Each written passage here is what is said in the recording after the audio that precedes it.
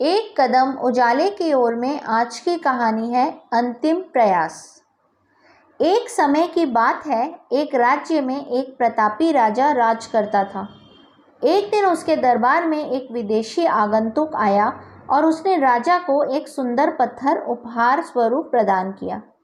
राजा वह पत्थर देखकर बहुत प्रसन्न हुआ। उसने उस पत्थर से भगवान विष्णु की प्रतिमा का निर्माण कर उसे राज्य के मंदिर में स्थापित करने का निर्णय लिया और प्रतिमा निर्माण का कार्य राज्य के महामंत्री को सौंप दिया।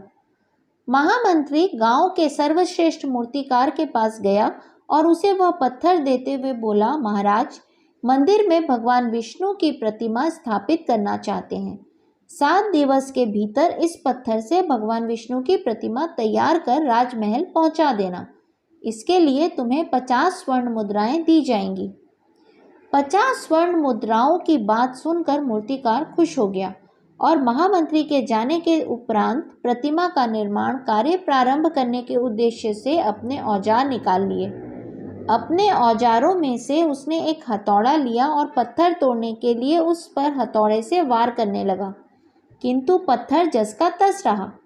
मूर्तिकार ने हथौड़ों के कई वार पत्थर पर किए, किंतु पत्थर नहीं टूटा। बार बार प्रयास करने के उपरांत मूर्तिकार ने अंतिम बार प्रयास करने के उद्देश्य से हथौड़ा उठाया, किंतु यह सोचकर हथौड़े पर प्रहार करने के पूर्व ही उसने हाथ खींच लिया कि जब 50 बार वार करने के बाद भी पत्थर नहीं टूटा तो अब क्या टूटेगा।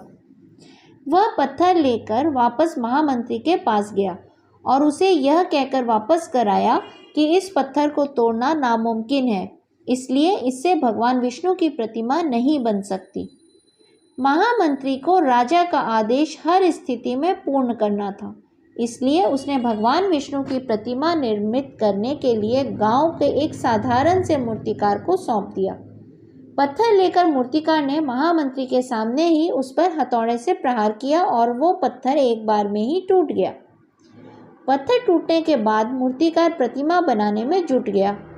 इधर प्रधानमंत्री सोचने लगा कि काश पहले मूर्तिकार ने एक अंतिम प्रयास और किया होता तो सफल हो गया होता और 50 स्वर्ण मुद्राओं का हकदार बनता। हम भी अपने जीवन में ऐसी परिस्थितियों से दो चार होते रहते हैं।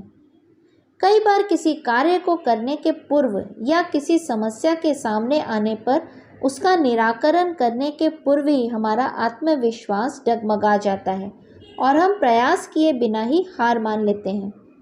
कई बार हम 1-2 प्रयास में असफलता मिलने पर आगे प्रयास करना छोड़ देते हैं, जबकि हो सकता है कि कुछ प्रयास और करने पर कार्य पूर्ण हो जाता या समस्या का समाधान हो जाता। यदि जीवन में सफलता प्राप्त करनी है तो बार बार असफल होने पर भी तब तक प्रयास करना नहीं छोड़ना चाहिए जब तक सफलता नहीं मिल जाती।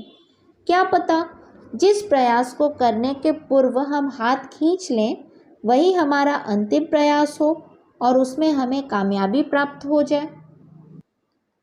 इस कहानी का संदेश मेरे दृष्टिकोण से, किसी भी कार्य को पूरा होने से पहले कभी भी नहीं छोड़ना चाहिए और अपने आत्मविश्वास को तब तक बनाए रखना चाहिए जब तक कि उस कार्य में सफलता न मिल जाए। हरि ओम।